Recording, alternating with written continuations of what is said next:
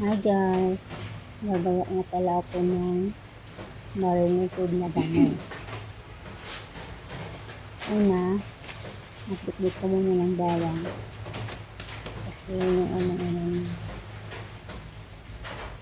ito, sabi ko nilit-lit yan, lumitag na ganyan. Sumobra yung ano ko, isang buo kasi yan, tapos sumobra, lumitag yung iba.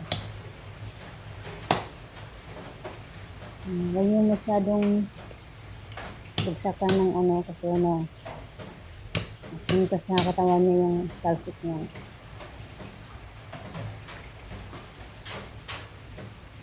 Ipisain mo muna yung bawang hanggang sa madurog-durog yan.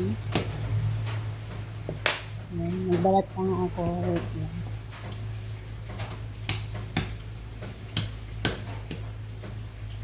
Nakikan pang maano, talo yung kamay. Nabusan ako ng bangus na binabad. Gumagawa ako Bangus na ng may kasi bawang. naalaga ko, lagi yung hinahanap niya. Tapos hindi naman kayo nakakabili lagi, lalo na pag wala. Minsan tama din magbili pag madaanan na yung tindahan yan. Pag natinda ng marinated na bangus. So, plano ko na lang ako ang gumawa. Kaya yan. Nag-order ako ng ano, 10 bangus, 10 yan.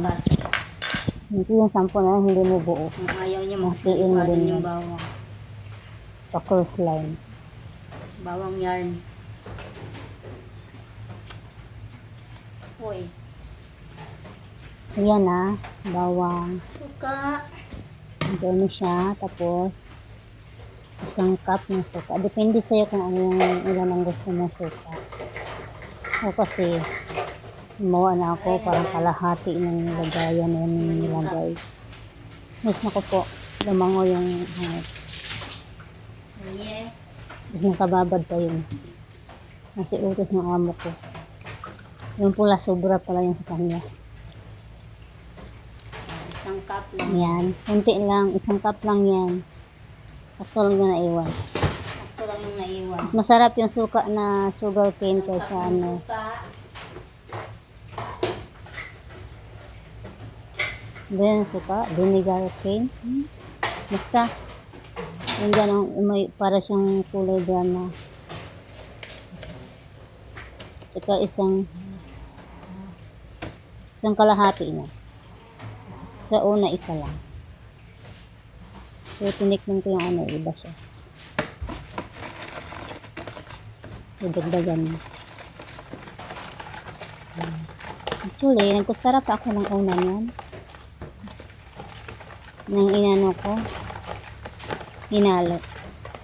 Pero rin pala magkakamay kalingan pala. Kasi yung ano niya, yung alam naman, kutsarahin mo yan, mag-ano ka sa bangus.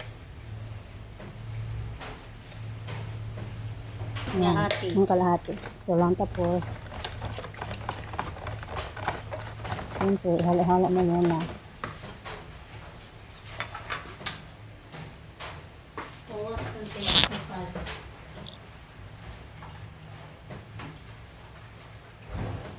Nagkuha pa sila ng mudra ng ano, asukal.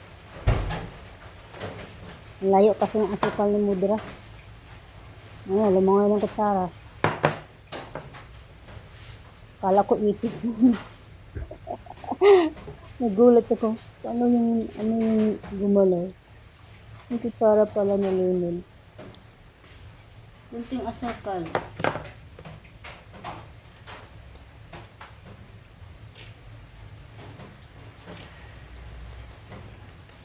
Yan. Uy!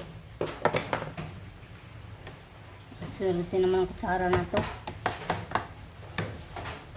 Isang sandok niyan. Kaya pala iba yung nakikita ko. Of course, tablespoon yata yan. Nalunod pala. Teaspoon. Teaspoon. Teaspoon lang yan. Kasi maliit. Tablespoon yung na ano yan. Ayan, ihalo mo din. Kung gusto niya lagyan ng maanghang yan, nasa inyo.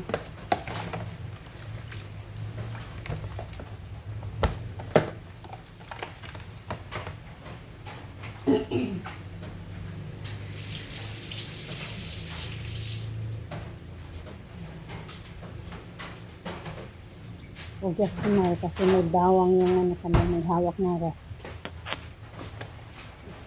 Isang ano, Yan. isang word pang ano. Mga kalahati lang yung isang sandok ko lang kinuha ko, hindi ko na inubos. Kalahati lang. Mati lang. Yan. Na black pepper yan. Wala sa amin yan, black pepper na yan. Wala sa bundok namin. Sasaluin mo siya. Hanggang sa Yung asin ang buo pa. matunaw yung asukal. Okay. Haluin mo kasi para matunaw siya.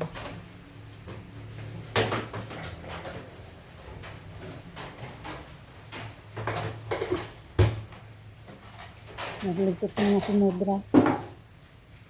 Ang Mudrang yaya.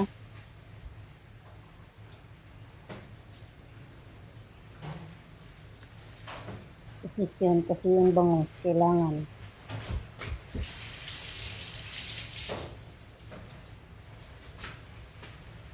Tapos, maglagay ka ng extra ano, lagayan kasi So, kaya na extra lagayan kasi isasaw niya yung bangus niya. yung bangos na yan, pupunta yan dito. Isasaw niya.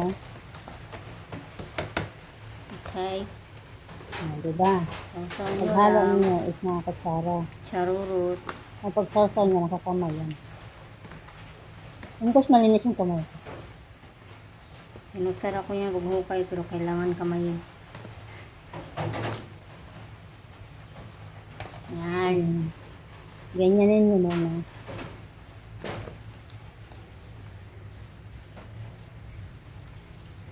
Pagkatapos niya magbabad, tanggalin nyo na yung suka. Ito. Kanta-kanta pa yan Kasi siya ng over, Mudra. ano siya sa suka. Pag mababad.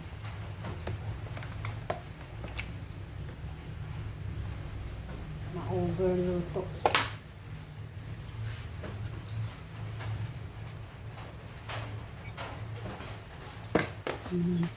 Iwanan ko ng tubig na tubig. Magkakaluto yung suka. Ano ba yan?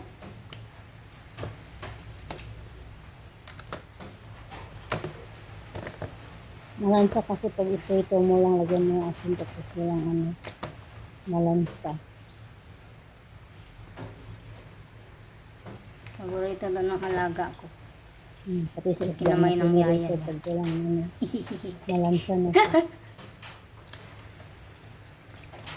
Gusto niya yung bangos. Ay, malinis yung kamay ko. Ganyanin mo siya. Balik ka rin.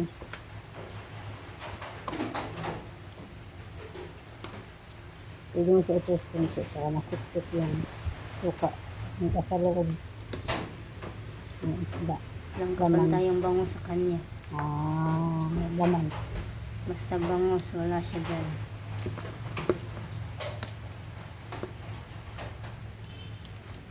Ang gusto yun ng alaga ko. At pumunta kami ng restaurant tapos kakain siya ng chicken doon. Kaya ano yan, pag dito kailangan Ganyan nyo wala lang. ng bahay, kailangan ano siya, Babad. isda.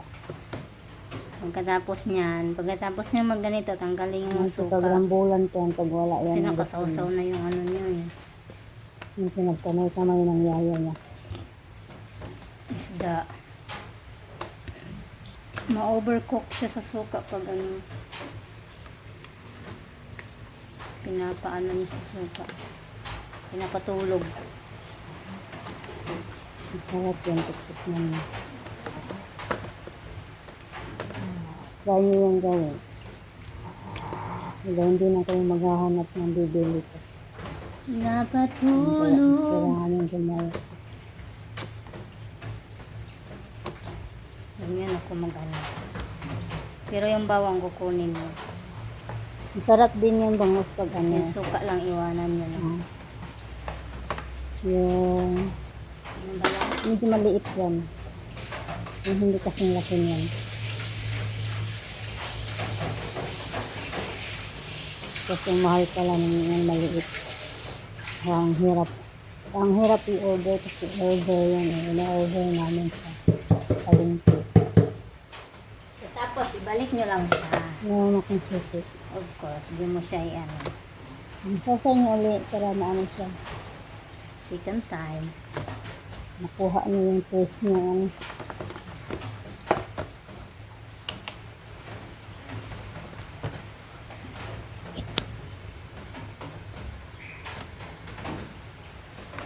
Ano ba yan? Ganyan. Pagkatapos niyan, huwag niyo isama yung suka sa loob. Kunin yung bawang. Magbabad kayo. Kunin niyo lang yung bawang tubo. Kasi yan yung magpapabango sa Kayo isda. na magpapaamoy. Kahit wala ng suka. Nakaano. Huwag yung pinagtuluan na niya. Yung ano yan, yung parang yung tumutulo niya yung ano dyan. Huwag niyo lang isama sa babad. Ayan, pinakha ko yung laman. Sarap yan i-prito. Walang kasawaan alaga ko dyan. Mamaya, yan din Inis kung kainin ng makaamoy alaga. siya ng ano. Crunchy na baboy.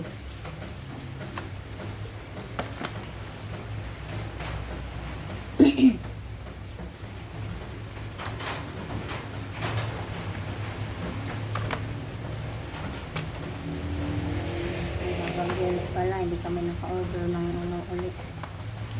Bangos.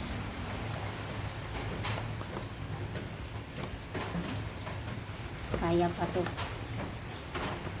The next day.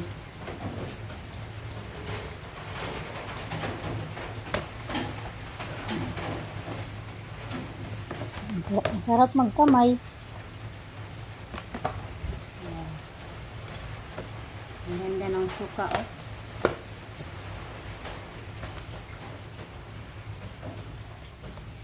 Lagi akong gumagawa ng ganyan. Kasi hinahanap yung alaga. Bago yan maubos, mag-order na ako ng ano. Ayan siya. Ayan. Pasok niyo yung laman. Yung bawang Wala lang. nyo na yung suka. Huwag nyo yan. Isama sa babad. Ang naiwan na siya sa huwag niyo nang iyak. Kasi may nasama Sama. na ano na eh.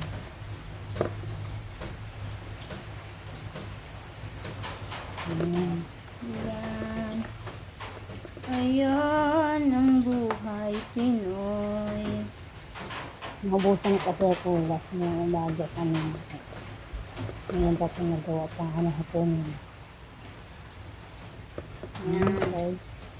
Itapon nyo na to. Tapos sinudra. Okay. Ayan, itapon niya. Ayun na isama. Ayun lang. Kaya lang din ako mag-video. Hindi kasi ako sana. Takipan nyo. Of course, babalik nyo yung kinuhanan nyo. Yan. And then, lagay nyo sa rep. Ayan sa langan. Bakit naman yung sa ref?